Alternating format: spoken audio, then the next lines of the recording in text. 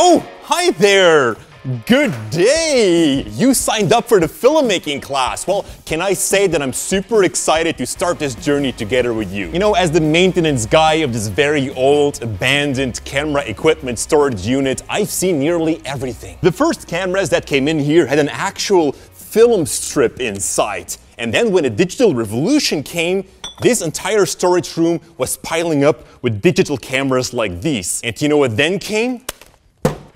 The photo cameras, which had an incredible video functionality. Chances are that you have one of these. There has been so much change ever since filmmaking became a real profession. But you know what hasn't changed? The way that we make videos. So by the end of the day, it doesn't matter what kind of camera that you're using. You know, maybe you have one of those SLRs, or maybe perhaps a larger digital camera, or maybe you're just using your phone. Frankly, phones these days are pretty good video cameras. And all I'm saying is that filmmaking is all about the person behind the camera and not the camera itself. A better camera will not make you a better filmmaker. The theory and artistic rules of visual storytelling, on the other hand, will. Now, we do have to choose one kind of camera as a demo throughout this class. So we'll be working with the Panasonic Lumix GH5, a very popular SLR camera. It consists of a body, the brain and the sensor, and a lens, which is going to convert the light that it captures into an image. Every camera has these two things, a body and a lens. Sometimes the lens is fixed onto the body. This means that you can't change the lens. Now, with most photo cameras, we do have the ability to take the lens off, which means that we can attach other lenses to it as long as they fit on the body. This is called the lens mount. Every brand has its own mount, so that's something important to keep in mind if you're planning to buy a new lens. Now, I've put that camera into a rig. It's not necessary, but it does make certain things easier.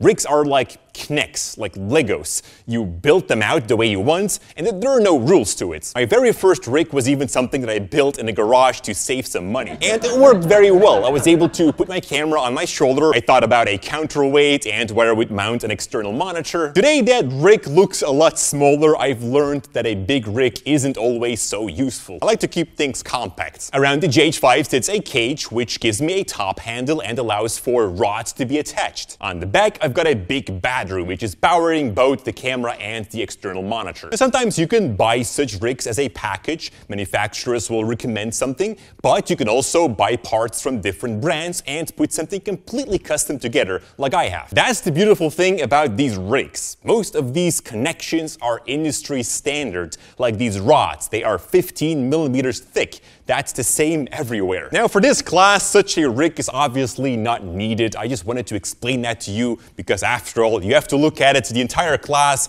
and so you don't need to ask weird questions. Now, professional videographers know their camera inside out, so I highly recommend to open up the menu of your camera and go through the different settings. Make yourself familiar with your camera and don't be afraid to explore. And there should always be a reset option there somewhere if you do mess up. Anyways, don't worry too much. We're gonna do that together. We're gonna hold each other's hands and make it nice and cozy. I'm making it weird again. You know, if you're trapped in a storage unit like this, you don't get to meet many people. Alright, thanks for watching, and we'll explore the first setting within that complicated menu in the next lesson.